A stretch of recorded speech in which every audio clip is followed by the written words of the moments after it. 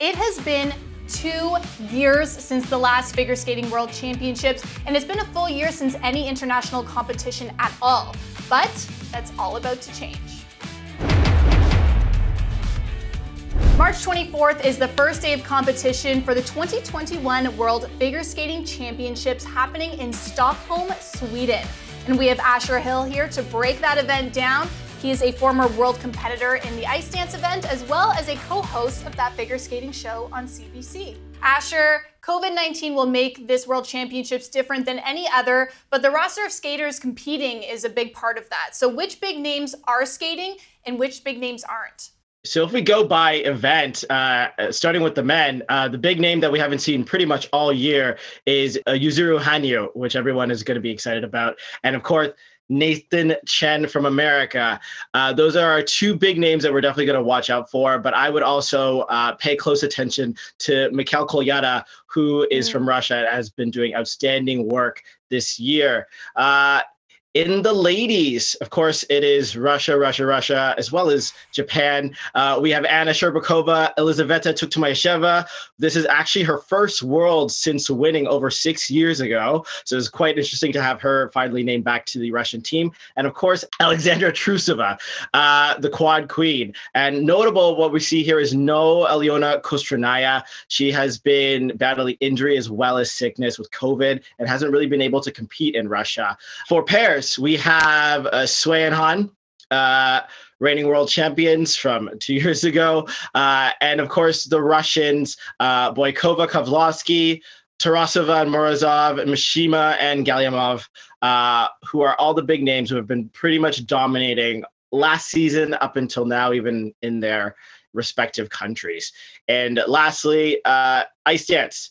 Big names there, Canadians, Piper, Gillis and Paul Poirier, Sinitsina and Katsalapov. I originally had them not competing here, battling injuries and of course COVID sickness, but they are here representing Russia. And the two big Americans, Madison Chalk and Evan Bates, and Zachary Donahue and Madison Hubble. Interesting, but there's another big ice dance couple not going to be there as well, right? From France? Mm-hmm. And of course, yes, the big name team, the one who have been dominating for years now, Papadakis and Cizeron have withdrawn from this event, citing that they're focusing on the 2022 Olympic Games in Beijing. From the athletes you've spoken to, because you're very connected in the figure skating community, what's the attitude been like heading to this Worlds? Because obviously it's going to be a different competition. They haven't competed internationally for so long, but in the same vein, this is an Olympic qualifier. Yeah, and speaking with some of our Canadian athletes heading to Stockholm, the general consensus is they're pretty excited to head to their first competition and being an international. Speaking to Madeline Skizis and how she's really excited to be competing at her first Worlds and first ISU championship, and how she's preparing is she's been training like this is her nationals. And so she's training to peak at the right time because the nationals would be right around this time for us. And, learning from her international experience of the difference between a senior B event and a senior international championships, and learning how to compete at one of them for her first time, and keeping that mindset that she's well trained, she's confident in abilities, and just really excited to skate at Stockholm for the first time in a world championship.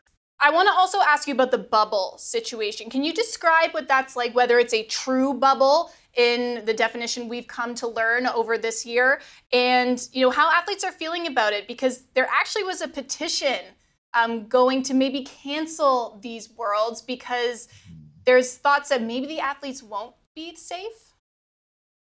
Yeah, so there actually was a bubble circling around, and pretty much they're demanding for more effective protocols for the athletes, citing that it's not a real bubble because the skaters don't actually have to quarantine upon arrival in Stockholm.